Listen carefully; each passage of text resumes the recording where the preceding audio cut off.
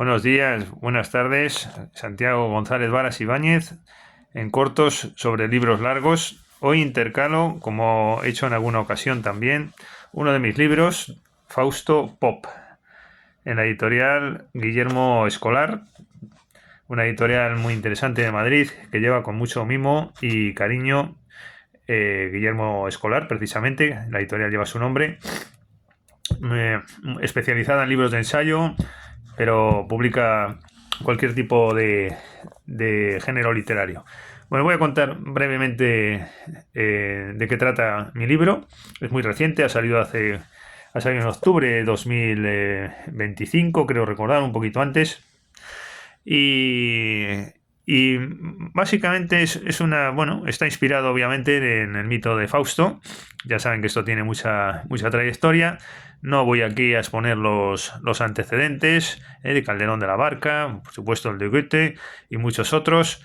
Pero yo lo que hago en principio sería una adaptación del mito de Fausto a la actualidad. Ya saben que este mito en el fondo es que cuando uno llega un poco a viejo, pues te planteas lo que has hecho y lo que te quedó por hacer y pactas con el demonio porque pretendes algo que no has podido alcanzar. Bueno, todo eso. Hoy día yo creo que eso se relaciona mucho con nuestro mundo de los deseos, de las frustraciones, en un mundo, como digo tantas veces, de mundo de oficina, ¿no? Que digo yo, mundo de oficina, donde hay oficinistas que se frustran, tienen deseos. Yo creo que es el mundo de hoy.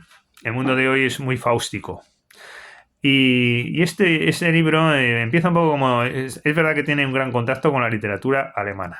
En Alemania es verdad que el mito de Fausto lo consideran como algo bastante personal, pero hay antecedentes en Inglaterra, en España, sobre todo en Hispanoamérica, y también literatura, Estanislao del Campo, pero también hay en la época virreinal antecedentes sobre que han tratado este tema, en la Edad Media, etcétera. En Alemania está muy arraigado, como digo, ¿no? Thomas Mann también tiene literatura sobre Fausto, su hijo, Mefisto. Me gustaría hablar de todo esto, la verdad, en otra ocasión, pero hoy voy a hablar principalmente del mío, ¿no?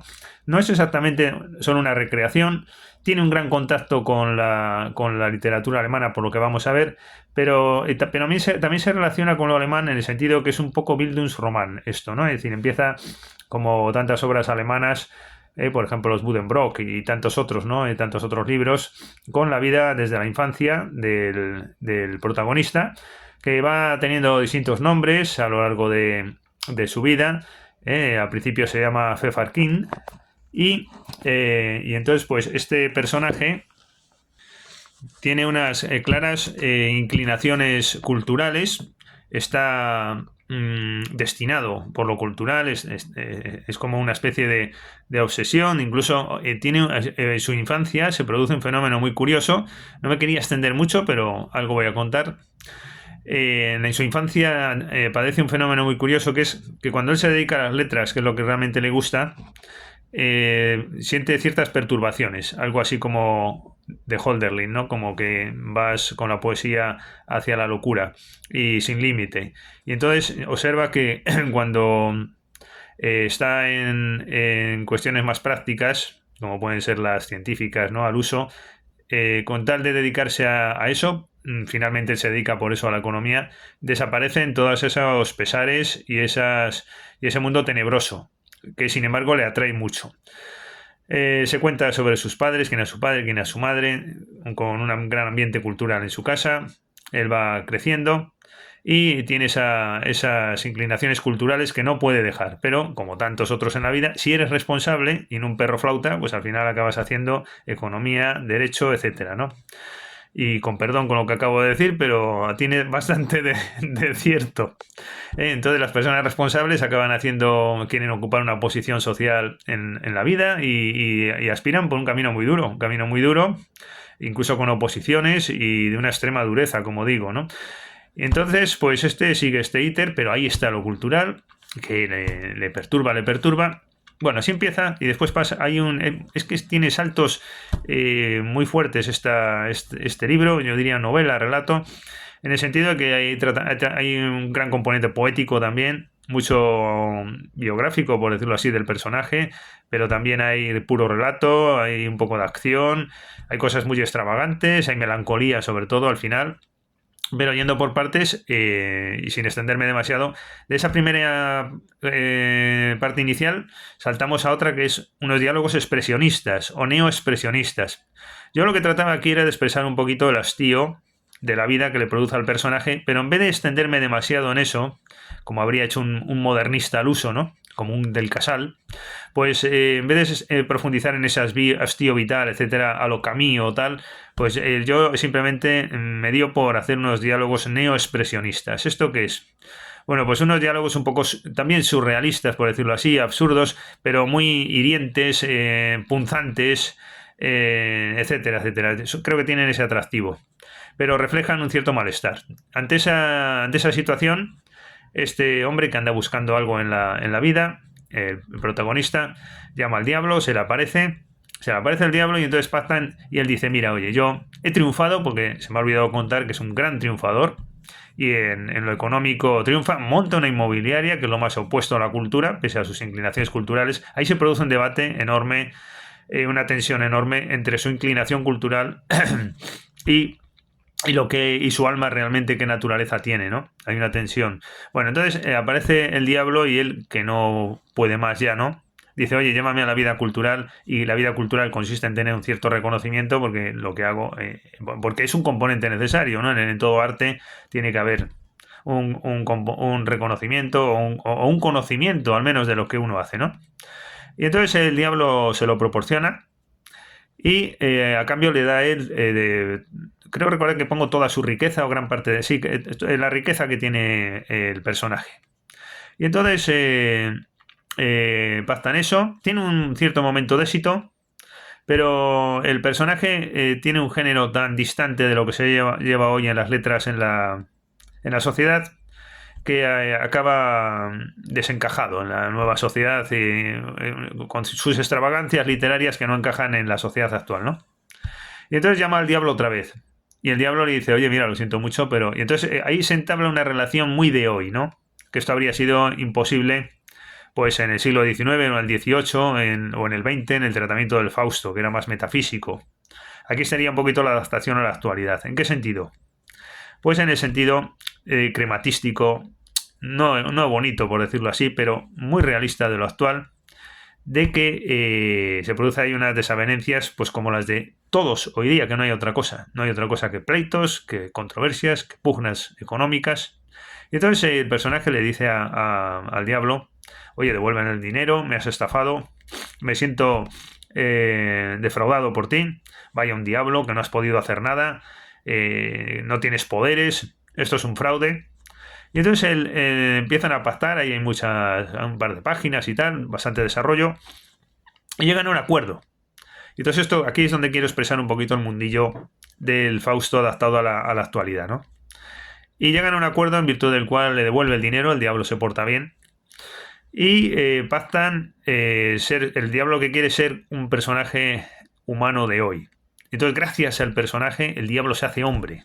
Ahí doy un salto. Y además se hace llamar Fausto, el diablo, que es precisamente lo prototípico de lo humano en todos los intelectuales cuando han cultivado el mito de Fausto, que es el personaje que se llama así, que pacta con el diablo. Aquí pasa él, el diablo, a llamarse así, porque gracias al hombre, el diablo se convierte en hombre. Pero llegan a una solución crematística, el diablo consigue lo suyo, que es el socio de Pfeffermin, que va cambiando de nombre a lo largo del libro. Pfeffermin es un nombre alemán, no es menta, simplemente es eso, pero y King es rey. Lo he puesto en alemán y en inglés, ¿no? En vez de König, pues he puesto King, que es en inglés, ¿no? Una mezcla. Y que también es muy de nuestro tiempo. Bueno, entonces van a España a hacer negocios inmobiliarios. Y el diablo se lo pasa bomba y dice, bueno, pues es que esto no lo des vuelta ese personaje, aquí la realidad de hoy es esto. Déjate de literaturas, déjate de cosas culturales, eso era perder el tiempo, era una auténtica estupidez tu pretensión con lo bien que está esto, que vas a grandes hoteles, te lo pasas de maravilla, mira qué instalaciones hay, mira qué restaurantes, disfrutemos de la vida de lo inmobiliario, por decirlo así, pero pinchan con la administración, ¿no? Resulta que Resulta que hay amigo, ¿no? Con el clero hemos topado, el clero de nuestro tiempo, de la administración. De eso también sé un poquito. Y ahí reproduzco unos pasajes de inactividad administrativa, del sufrimiento que padecen los empresarios cuando la administración frustra sus proyectos por no contestar. Ahí hay una sátira, una ironía, creo que es bastante gracioso. Es una broma, por supuesto. Muy de nuestro tiempo todo esto, ¿no? De la administración que con sus informes pues frustra proyectos económicos y ahí van pasándolo el tiempo, ya hasta el diablo se va a terminar desesperando con la administración española porque vienen de Alemania, todo esto anterior era en Alemania pero vienen a España, ¿no? A hacer negocios inmobiliarios. Bueno, a todo esto pues el personaje sigue teniendo inclinaciones culturales, no puede más. El diablo sin embargo se lo pasa muy bien, aunque se degenera un poquito con sus borracheras, etcétera, etcétera. Y entonces el personaje sigue con esas, como digo, inclinaciones culturales. No puede no ser así y le pide al diablo ir a contactar con todos los alemanes de la primera mitad del siglo XX. Y ahí hay un capítulo donde el personaje entabla relación con los intelectuales alemanes de la primera mitad del siglo XX. Salen todos ahí, ¿no? Hermann Hesse, Robert Michel, también los austriacos, ¿no? Roth, Joseph Roth, bueno, hay Döblin, Klaus Mann también, etcétera. Y doy un lugar destacado sobre todo a Thomas Mann, ¿no? Con una posición preferente, etcétera. Porque en esta temática es fundamental. Bueno, entonces él sale fortalecido de ahí y entonces quiere cambiar el mundo, consigue hacer una especie de constitución como haría D'Annunzio, ¿no? Uno de mi cuerda, por decirlo así, modernista, en lo modernista, no en otras cosas, o en lo decadentista, más bien, ¿no? Bueno, pues entonces hacen, porque ya saben que D'Annunzio hizo una constitución cultural muy extravagante lo suyo. Bueno, esto es algo parecido. Hace el personaje una constitución, la quiere promover, le hace falta apoyo político, pero claro, él se mete en política, pero ahí todo codazos y eso no es lo suyo.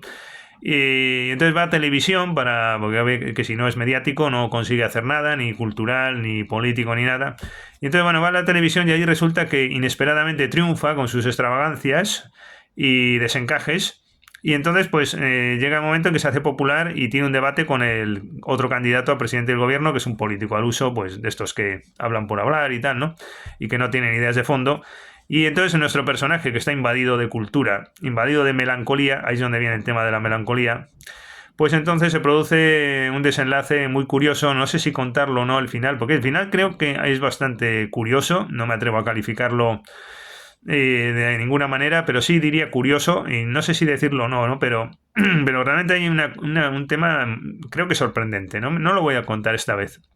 Siempre lo cuento, pero esta vez no lo voy a contar. No lo voy a contar porque es un fenómeno muy curioso y puede pasar desapercibido al lector, pero les quiero confesar, como autor de este libro, quiero confesar que hay un fondo de la esencia de lo que es lo melancólico. Y con eso triunfa con esa patología, inesperadamente triunfa gracias a eso, ¿no? Como decían aquel mundo de los dioses griegos, ¿no? De que lo fatal es la mejor fortuna que puede tener el hombre. Pues nada, buenas tardes.